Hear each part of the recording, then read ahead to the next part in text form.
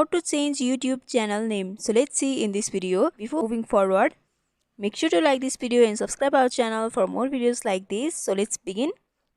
First of all, you have to open up your YouTube and make sure you are logged in with your account.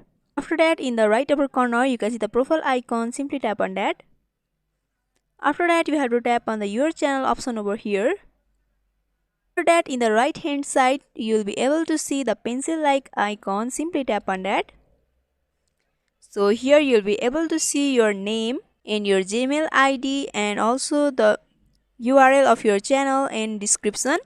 You have to simply tap on the pencil like icon which is in the row of your name. After that, you can edit the name of your channel and tap on save. So in this way you can change the name of your channel. There is also another way to change the name of your channel. So for that, you have to go back your home page and open up any browser. Here I am opening up Chrome. After that, tap on the search bar and search for the youtube.com. So you have to open YouTube in the desktop side. If your YouTube is unable to be opened in desktop side, then you can simply tap on the three-dotted vertical line in the top right corner. After that, you can enable the desktop site over here and your YouTube will be opened in desktop site. After that, in the right upper corner, you can see the profile icon again. Tap on that.